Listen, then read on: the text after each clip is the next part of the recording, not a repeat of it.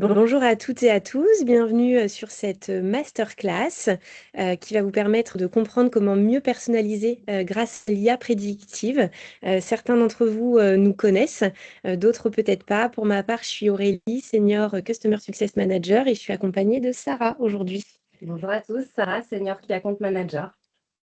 Donc nous allons pouvoir commencer cette masterclass avec l'agenda du jour en 3 points, de reprendre finalement un petit peu les enjeux que vous nous avez partagés en ce début d'année, vous en tant que client, et de répondre à vos problématiques que beaucoup d'entre vous ont.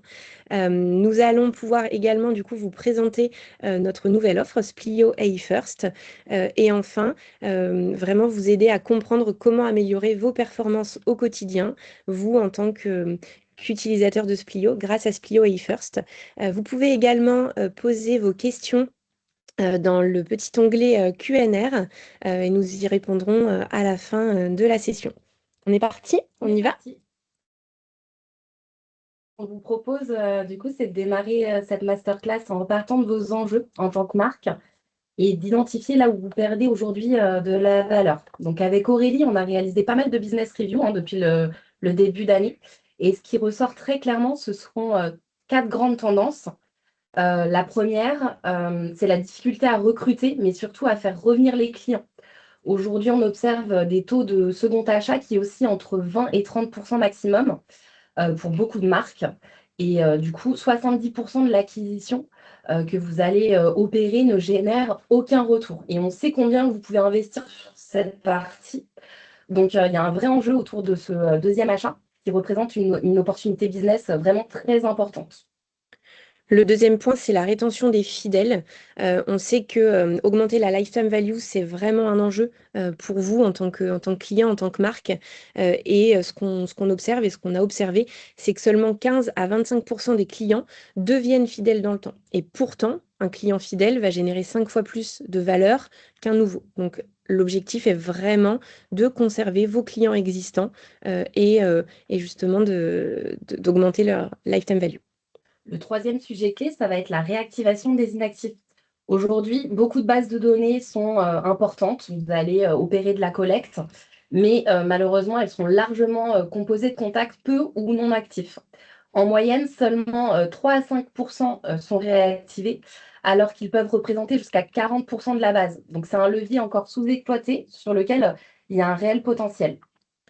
Et le dernier enjeu auquel vous faites face, c'est que beaucoup d'entre vous nous ont partagé, c'est que vous êtes des équipes courtes. Vous n'êtes pas forcément des très grosses équipes, vous avez deux, trois personnes et que vous devez faire plus avec moins.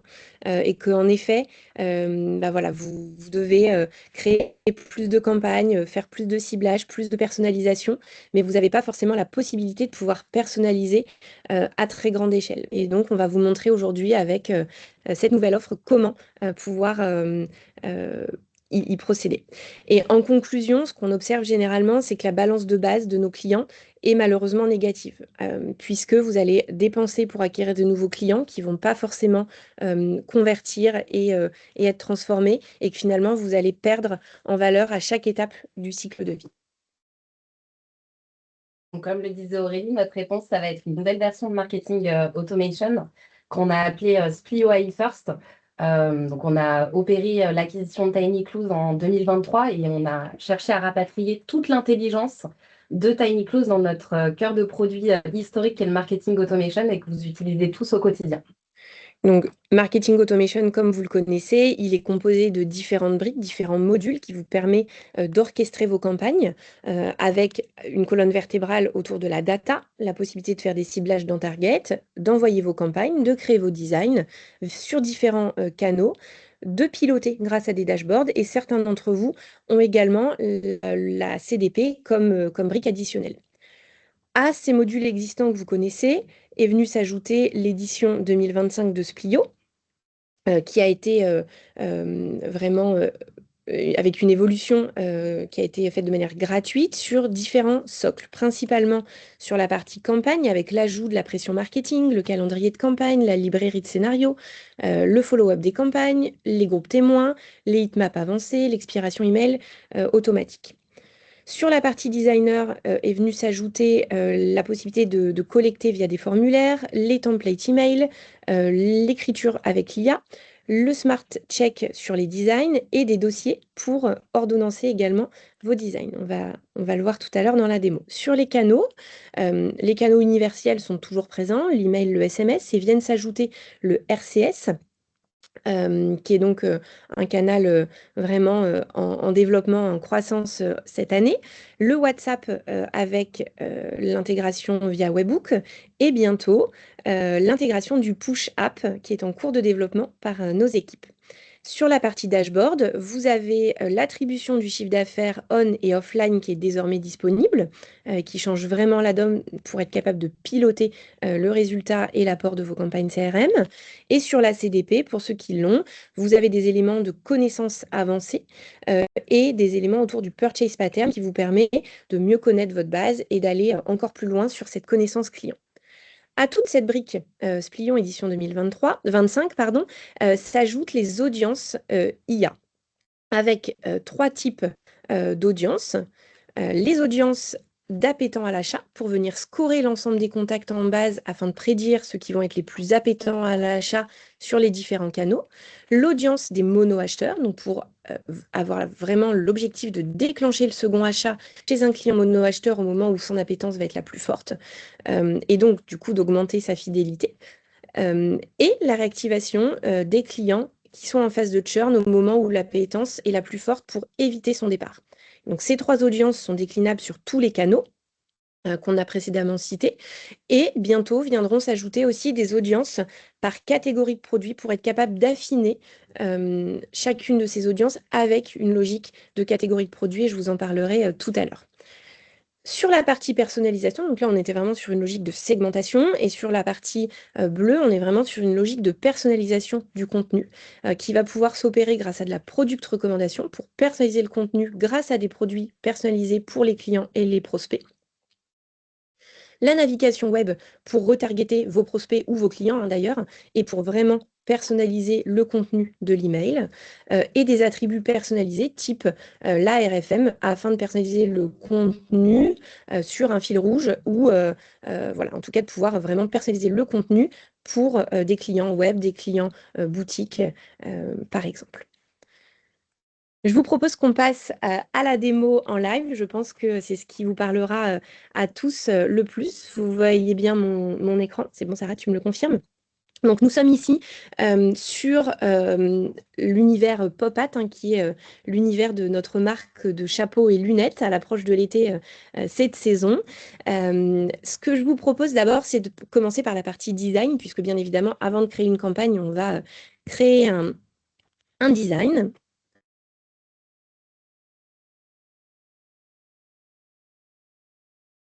Bien évidemment, c'est bon. Donc ici, vous voyez que maintenant, vous avez désormais accès à des dossiers. Là, vous avez tous vos designs qui sont en vrac, si je puis dire. Et maintenant, l'équipe produit a récemment ajouté la possibilité de créer des designs. Et donc, on peut soit créer des dossiers, pardon, donc soit créer un design ou un dossier ici. Je vous propose de commencer par un design. Et je vous parlais tout à l'heure des modèles d'email qui sont désormais disponibles et donc des templates que vous pouvez choisir ici. Donc parmi vraiment une multitude de designs selon la typologie de campagne que vous allez vouloir réaliser ou le secteur auquel vous appartenez. Il y a également des designs qui ont été construits par Splio dans une logique de productivité également pour vous sur les audiences prédictives dont on a parlé. Donc aujourd'hui, on va se focaliser sur la réactivation des mono-acheteurs. Donc on peut prendre ce template, le choisir, vous voyez qu'il est personnalisable et donc on peut utiliser ce template ici et dans le builder faire les différentes modifications. On voit que le design est sauvegardé. Maintenant, on est sur un autosave, hein, ça change la vie de beaucoup d'entre vous. Je sais que vous me l'avez témoigné. Et donc là, on a le design ici qui peut être modulé avec certains éléments et notamment de Product Reco. Afin de gagner un petit peu de temps, je ne vous cache pas que j'ai déjà préparé ce design avec tous les éléments liés à Popat, mais vous voyez que c'est la même structure. Donc on est venu ajouter le design. Ici, on a le bloc de product recommandation qui est ici. Et donc, on vient le glisser, déposer, le drag and drop, comme on dit, ici directement dans le contenu. Et on vient choisir et gérer la recommandation de produit qu'on va souhaiter. On peut choisir de 1 à 4 produits. Et on va pouvoir choisir 3 types de personnalisation, de stratégie de personnalisation. Soit une stratégie personnalisée qui va vraiment être faite en fonction des achats, des données de profil, de navigation des clients, soit une tendance par profil, plutôt pour les prospects, ou soit les meilleures ventes, tout simplement les best-sellers. À ces stratégies, vous avez la possibilité d'affiner avec des filtres produits si vous souhaitez en effet proposer que des chapeaux dans cette tendance. Et on voit ici l'utilisation dans les designs dans lesquels ils sont. Donc ici, on a une stratégie de product recommandation personnalisée. Je la supprime ici. Et on a ajouté également ici un bloc sauvegarder, une ligne synchronisée. Donc vous voyez que ici dans les blocs, vous avez plusieurs types. Vous avez des templates qui sont pré-proposés par Splio, des blocs réutilisables que vous pouvez utiliser j'ai envie de dire un peu à l'infini dans tous vos emails, et des blocs synchronisés qui, eux, viendront se modifier dans tous les designs dans lesquels ils seront. Donc ça fonctionne très bien pour des headers, pour des footers. Si vous avez une ligne de conditions générales qui doit changer, ça se changera dans tous vos designs auto, par exemple, et pas besoin de repasser sur 50 designs de différentes campagnes. Et donc, en effet, on vient vraiment le drag and drop ici, et on a voilà, les éléments qui apparaissent. Dans une logique toujours de personnalisation, j'ai ajouté un bloc pour une offre VIP. Parce que en réalité, on a envie de récompenser nos VIP en offrant un foulard supplémentaire pour tout achat. Et donc, ce qu'on vient faire ici, c'est d'ajouter, alors, je peux le refaire en direct si vous voulez, d'ajouter des conditions et des boucles. Et donc, on vient chercher, selon la RFM, donc le segment RFM, qui contient VIP, et on va l'enregistrer. C'est-à-dire que ce bloc n'apparaîtra et ne s'affichera que pour mes clients VIP et donc pourront bénéficier de cette offre supplémentaire. On a ici créé le design. Ce que je peux également vous dire, c'est que vous avez avec l'IA également la possibilité d'écrire et donc par exemple de traduire le contenu dans une certaine langue. Donc, par exemple, ici on est en français, donc on va demander à traduire en anglais, ce qui peut nous générer du contenu. Donc, il y travaille quelques petites minutes. Et le produit est également en train de travailler sur une gestion globale de la multilangue. Vous verrez bientôt apparaître ça sur la plateforme. Voilà. Donc, on a ici, on peut soit choisir de l'appliquer ou de le régénérer. Dans ce cas, je ne vais pas forcément l'appliquer ici puisqu'on va garder la newsletter en français. Je vous propose de regarder à quoi ressemble l'aperçu. Et donc, je vais tester avec le profil de ma collègue Charlotte chez Splio et on va pouvoir voir ce qui apparaît pour elle. On voit ici également dans le résultat le Smart Check dont je vous parlais. On voit qu'il n'y a pas de lien miroir, par exemple, qui ont été ajoutés et qu'il n'y a pas de texte alternatif derrière les images. On pourra faire en sorte de le modifier. On voit que pour Charlotte, elle a une recommandation de produit de 3 chapeaux qui correspondent à son profil. Si, par exemple, on regarde avec mon profil, on va pouvoir voir que la sélection de produits est différente et on voit également que s'ajoute pour moi la recommandation des derniers produits vus. Charlotte n'a pas de produits vus parce qu'elle n'a pas forcément visité le site dernièrement. Et on voit également, dans mon cas, que l'offre VIP apparaît. Si on va juste très rapidement sur mon profil, donc vous connaissez la fiche client, dans les champs personnalisés, on voit ici les différents éléments de recommandation produit. Donc on peut avoir jusqu'à 4 stratégies qui se composent ici des identifiants des produits qu'on vient appeler dans le design. On voit également ici les derniers produits vus. Donc en tout cas, j'ai des produits vus dans ma fiche. C'est la raison pour laquelle ça apparaît. Et je reviens également ici, mon segment RFM, il est égal à VIP. C'est pour ça que le design s'affiche comme cela pour moi. Donc évidemment, c'est enregistré automatiquement. On va finaliser ce design. Et on va maintenant pouvoir procéder à la création d'une campagne automation, puisque les audiences prédictives de mono-acheteurs et d'inactifs sont plus souvent recommandées pour venir générer des contenus additionnels, mais peuvent aussi être activées en one-shot, évidemment.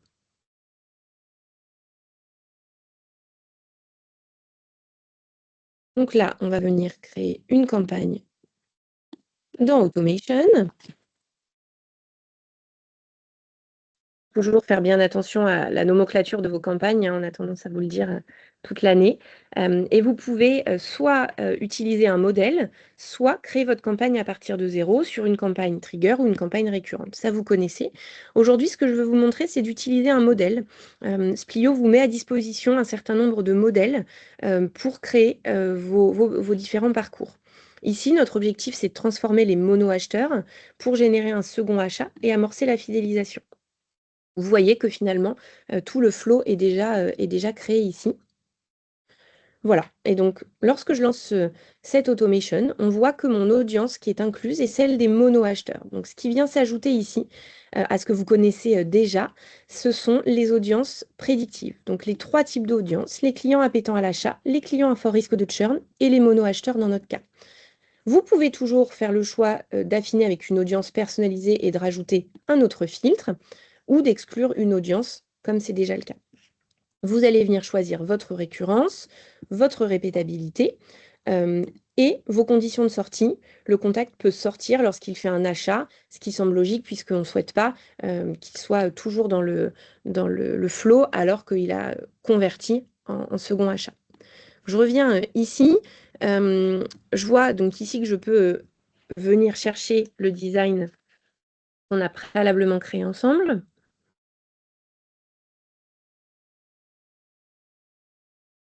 Alors. Et donc voilà, on voit l'email qu'on vient de créer juste ensemble, qui s'affiche ici. On peut choisir les paramètres de l'action, donc bien catégoriser, mono acheteur. Ça pourra nous permettre voilà, de savoir qui a reçu et en effet de catégoriser correctement. Vous pouvez caper un email et vous avez ici aussi le délai d'expiration. Donc en effet, pour que l'email n'apparaisse plus au bout de 90 jours, par exemple, dans la boîte de vos clients, et aussi pour réduire l'empreinte carbone.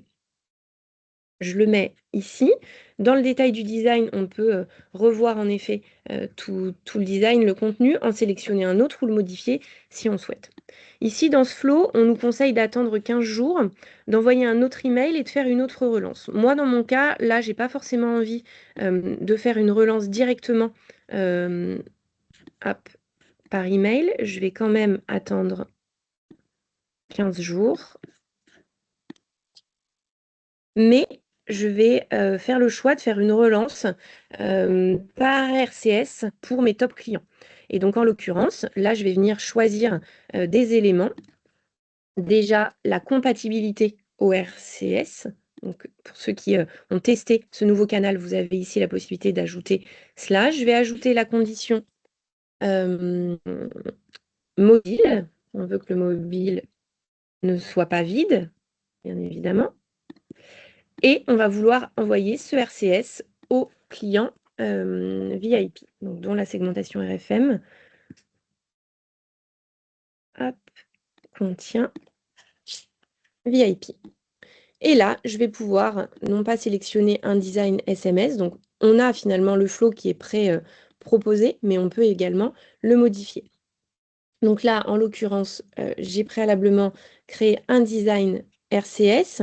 On peut choisir de le modifier pour voir à quoi il ressemble et de valider que c'est bien le bon design. Celui qui est prêt, il est là. Et donc, en l'occurrence, c'est une offre de printemps exclusive avec un foulard qui sera offert. Et donc, on a les CTA qui sont ici avec voir les solaires, voir les foulards. Et donc, ça, c'est l'offre VIP. Et pour tous les autres contacts, je vais envoyer un email. Et donc, on a une relance pour les mono-acheteurs qui a également été faite avec à nouveau de la recommandation produit et un rappel de toutes les collections pour aussi ouvrir un petit peu le champ des possibles. Voilà, donc en quelques clics, on aurait pu être encore plus rapide, mais avec toutes ces explications, on a finalement cette automation qui est lancée pour relancer vos mono-acheteurs. Et donc, lorsqu'on la lance, on aura ensuite les résultats pour chacune des étapes qui apparaîtront. On va passer, si vous le souhaitez, à la création d'une audience one-shot sur des clients qui vont être appétents à l'achat. On a les French Days qui arrivent. Et donc, on va vouloir cibler finalement les clients qui vont être les plus appétents à l'achat pour cette période.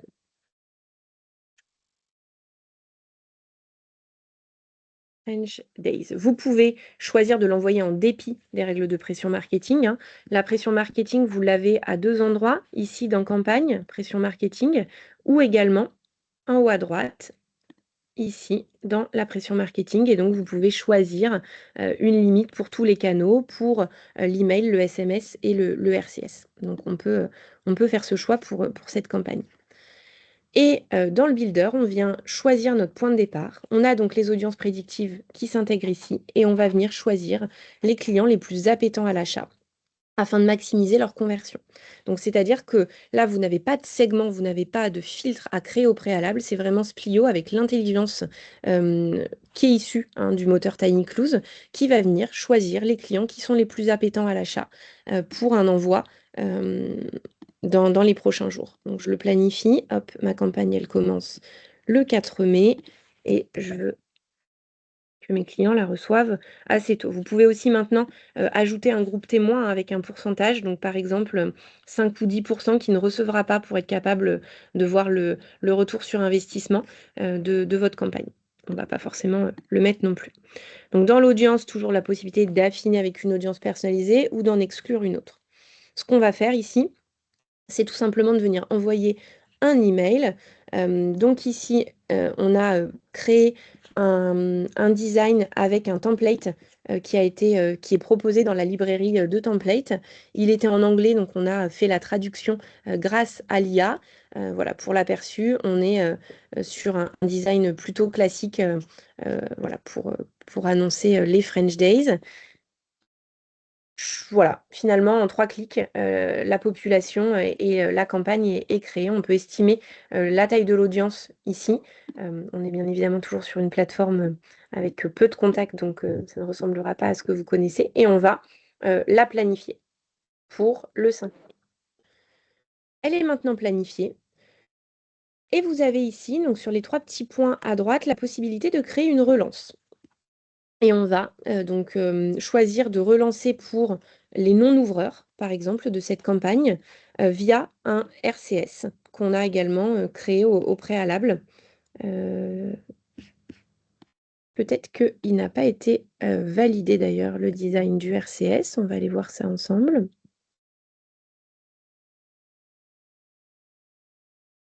Et on va pouvoir le finaliser. Alors,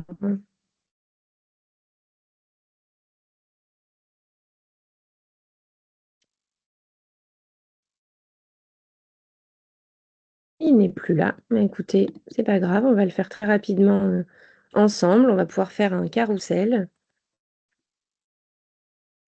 Hop.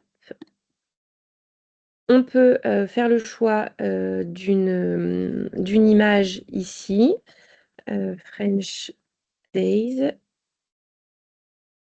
Je suis pas folle, hein, je l'ai pas. Je suis quand même surprise qu'il soit plus là. Hop,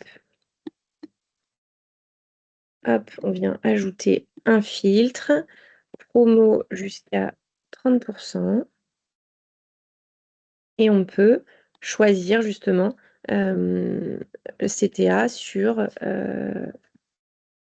nos lunettes.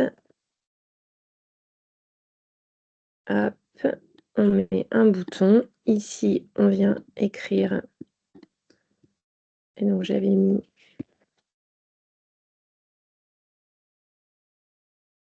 hop, des lunettes. Je viens mettre ici les French Days avec la collection chapeau.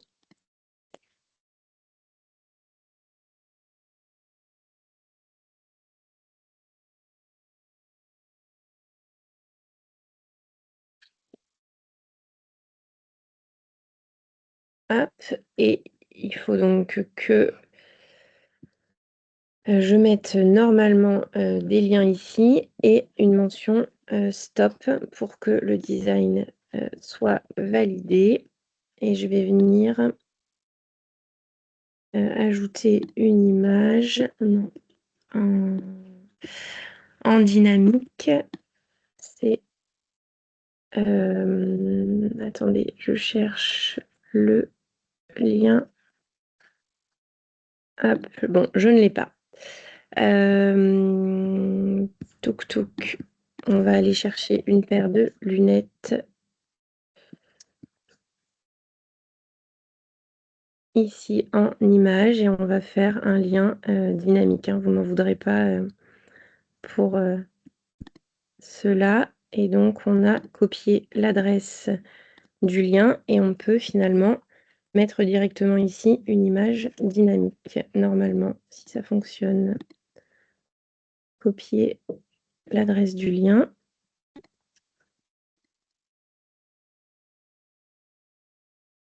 Ça ne marche pas. Bon. Hop. Enregistrer l'image. Hop. Désolée, hein, c'est l'effet du direct. Si mon... Ah, je peux pas. Zut, zut, zut. Bon, on va faire autrement. On va peut-être pouvoir prendre sinon un autre RCS qui était celui du... qui était celui-ci. On ne va pas perdre trop de temps. On peut bien évidemment mettre des paramètres de l'action et on peut aussi mettre un capping ici parce que, bien évidemment, on veut maîtriser le sujet, enfin en tout cas les coûts RCS. Et vous pouvez également mettre une seed list pour recevoir. Voilà. Et donc là, on peut planifier la relance avec une date d'envoi qui sera le lendemain de ma campagne initiale. Voilà. Donc, on a nos 2 campagnes des French Days qui sont programmées avec la relance. Bien évidemment, ce que je ne vous ai pas forcément dit, c'est que là, on peut également utiliser les audiences de mono-acheteurs ou d'inactifs pour finalement venir relancer des contacts pour une opération particulière.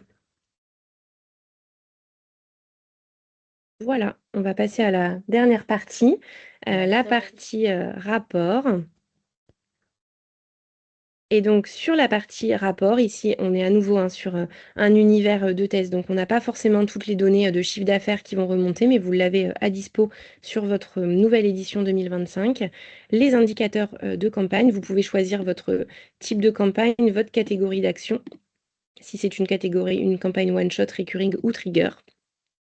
Et avec différents indicateurs de campagne que vous pouvez choisir d'afficher ou de cacher et d'exporter pour justement monitorer et faire vraiment votre pilotage de votre côté. On a bien évidemment ici le chiffre d'affaires qui remonte avec les données relatives à vos envois d'email et vous pouvez piloter ici votre chiffre d'affaires et la manière dont vous allez choisir, enfin vous allez définir votre attribution de chiffre d'affaires au canal, donc à l'email, au SMS ou à RCS. Ici, voilà. Donc la plupart de nos clients ont une attribution en last click 7 jours. Ça peut être en opened, en sent, de même pour le SMS ou pour le RCS. Voilà, je pense que la partie démo est terminée. J'espère que c'était suffisamment complet pour que vous puissiez vous projeter. Et je termine juste avec justement la possibilité de cibler les contacts appétants à l'achat par catégorie de produits, avec le bon produit auprès de la bonne audience au bon moment, avec plus de pertinence dans l'audience qui sera ciblée, une meilleure performance business aussi, donc plus 18% de RPM en règle générale, et un time to value qui va également être réduit. ça va être notre équipe produit et travaille activement dessus et ça va être live très bientôt. Et quelques cas d'usage pour vous projeter. Ça peut être fait pour un lancement produit, pour un réassort spécial sur une catégorie ou un produit lorsqu'il revient en stock. Une promotion ciblée, de ne pas finalement brader et envoyer la promo à tous vos contacts, mais peut-être qu'à une cible d'appétence sur une catégorie en tant que telle. Du déstockage, des temps forts produits ou des clients qui vont être monoproduits et pour ne pas les laisser enfermer dans cette catégorie, de pouvoir les encourager au réachat dans d'autres catégories. À toi, Sarah. Donc, comme Aurélie vous l'a montré durant la démo, les nouvelles fonctionnalités et notamment les audiences prédictives, elles sont vraiment très simples à utiliser et elles ont été pensées pour pouvoir répondre à tous les enjeux qu'on a listés en ce début de masterclass. Donc, pour vous projeter un petit peu sur le avant-après Splio AI First, on vous partage ici quelques résultats clés. On va pouvoir rentrer dans le détail de chacun de ces points juste après. Mais concrètement, pour booster votre animation CRM avec Splio AI First, on va se concentrer sur 3 grands leviers que sont votre plan d'animation commerciale, vos envois SMS et vos scénarios automatiques.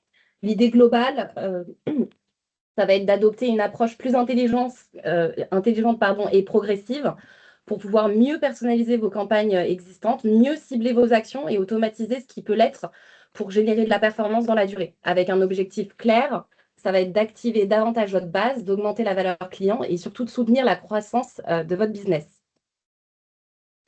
Donc, le premier point, ça va être de capitaliser sur votre plan d'animation commerciale email.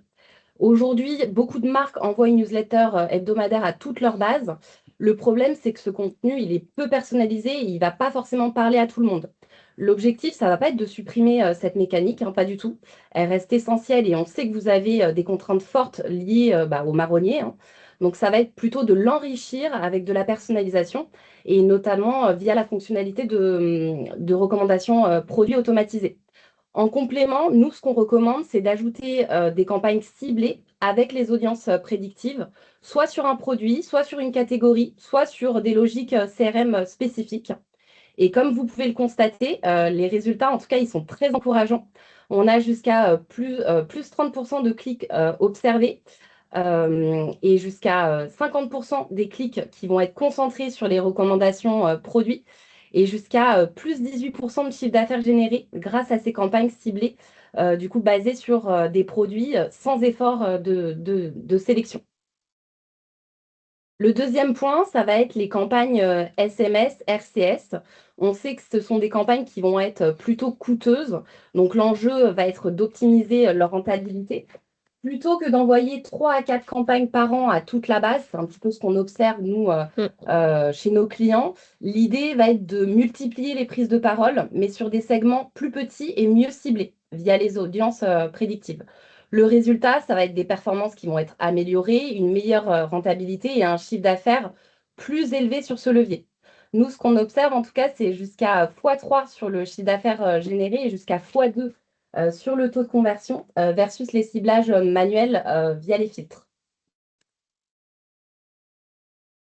Et pour finir, le dernier levier clé, ça va être les scénarios automatiques.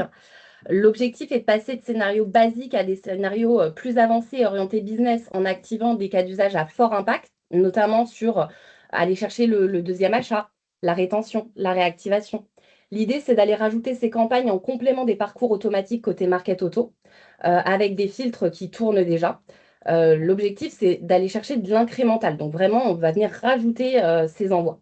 Et là, les résultats sont déjà au rendez-vous hein, chez nos clients qui utilisent les audiences prédictives. On observe des gains incrémentaux autour de plus 2% sur le chiffre d'affaires sur les mono-buyers et 1% sur les churners. Donc, ça peut sembler faible à première vue, mais appliqué à des volumes qui sont quand même importants. Si on revient un petit peu sur le début de la masterclass, je vous partageais que les inactifs, ça représente en moyenne jusqu'à 40% de la base de données et les mono-buyers, 70% en moyenne. Donc là, l'impact, il devient vraiment significatif. Concrètement, les équipes qui utilisent Splio AI First aujourd'hui pour fidéliser leurs mono-acheteurs, elles vont venir augmenter leur taux de repeat jusqu'à 2% et elles vont pouvoir réduire leur coût d'acquisition de 2 à 3% sans aucun investissement d'acquisition supplémentaire. Si, je pense que c'est l'heure plutôt de conclure. sur comment est-ce que Splio First va vous aider à améliorer vos performances au quotidien, vous en tant que CRM manager. Donc vous n'allez avoir aucun filtre manuel à créer, c'est un vrai gain de productivité dans la création de vos campagnes. Vous l'avez vu, hein, on n'a plus à aller dans le filter. D'ailleurs, j'y suis pas allée du tout dans la démo. L'activation des 20% qui réalisent 80% du chiffre d'affaires, j'imagine que vous en avez tous entendu parler, et une personnalisation produit qui va être automatisée, ça va vous permettre d'aller chercher des KPIs du coup en hausse, autant sur la partie conversion, clic, panier moyen, le revenu pour 1000. Une pression marketing qui est maîtrisée, il y a plus d'engagement, donc plus taux de clic, plus de taux d'ouverture et moins de désabonnements. L'identification des clients en perte de vitesse, du coup, qui va vous permettre Pardon, des nouvelles. d'aller chercher de nouvelles opportunités business à développer. Un usage plus intelligent des canaux coûteux, comme on l'a dit, ça va pouvoir vous permettre d'opérer une réduction de 75% de vos coûts de SMS, puisque vous allez envoyer moins de SMS mais à une population qui sera plus pertinente et plus appétente, surtout à l'achat. Et un ROI qui va être démultiplié. Et donc, du coup, on va pouvoir attendre un chiffre d'affaires multiplié par 2, notamment sur la partie SMS. Passer avec un témoignage d'un de nos clients, Mademoiselle Bio, qui a déjà Effectivement. utilisé. On voulait vous rappeler un petit peu le témoignage de Mademoiselle Bio qui a fait partie de l'Early Access programme sur la fin d'année 2025 et qui a témoigné avec nous le 12 février dernier à Station F. Donc, j'imagine que certains ont déjà vu ces chiffres. Mais concrètement, après quelques mois d'utilisation, les premiers résultats sont vraiment encourageants. Ce qu'on observe en tout cas, c'est qu'on fait x16 sur la conversion sur les SMS envoyés avec une audience prédictive versus une audience manuelle. Donc, on est bien au-dessus des chiffres qu'on vous a partagés là précédemment. Au niveau de l'engagement, on a plus 33% sur les taux de clic grâce à la reco produit. Et en termes de chiffre d'affaires CRM réalisé, on est à 90% en ciblant uniquement les 28% de la base de contact. Donc là, on est vraiment au-dessus des 20-80. Qu'on observe en général. Et pour conclure cette masterclass, pour transformer réellement votre CRM, vous l'aurez compris, on va venir concentrer nos efforts sur 3 leviers clés pour vous aider à aller booster vos performances. Le premier, ça va être la personnalisation. Aujourd'hui, vos clients, ils attendent des communications qui leur parlent vraiment au bon moment. L'enjeu, c'est donc de sortir un petit peu du message générique pour proposer une expérience plus pertinente, basée sur des comportements, des préférences, un historique d'achat. C'est ce qui va vous permettre d'augmenter l'engagement, mais aussi la conversion. Le deuxième levier, ça va être la productivité. On le sait, hein, les équipes CRM sont souvent très sollicitées avec beaucoup d'opérations à gérer. Donc l'intérêt ici, c'est d'utiliser l'IA pour gagner du temps au quotidien et se concentrer sur ce qui compte vraiment. Ça va être la stratégie et la performance. Et enfin, le troisième levier, ça va être le pilotage, parce que pour prendre les bonnes décisions, il faut avoir vraiment une bonne visibilité.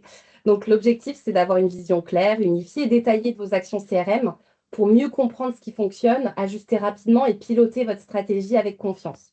Donc pour finir, ce qui est intéressant, c'est que ces 3 leviers, ils ne fonctionnent pas indépendamment, hein. C'est leur combinaison qui va vraiment vous permettre de maximiser vos performances CRM. Merci Sarah.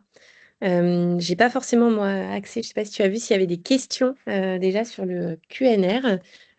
Si certains d'entre vous ont des questions, nous allons pouvoir y répondre en live ou ultérieurement, que ce soit nous si vous êtes nos clients ou clients de d'autres CSM. Donc, il y a eu des Il y a questions eu des sur le questions. lien du replay. Donc, Camille a répondu. Effectivement, le Ouais. replay de la formation, il sera disponible dans le Help Center courant de semaine prochaine.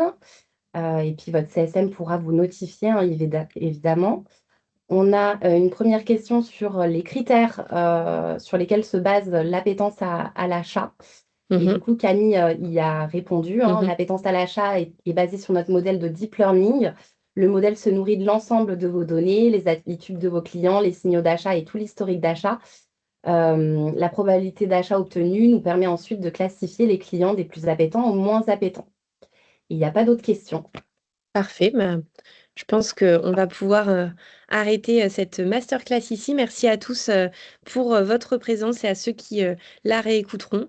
Merci Sarah et Merci à puis tous. à très vite. Et si vous souhaitez plus d'informations, n'hésitez pas à contacter votre CAM ou votre CSM.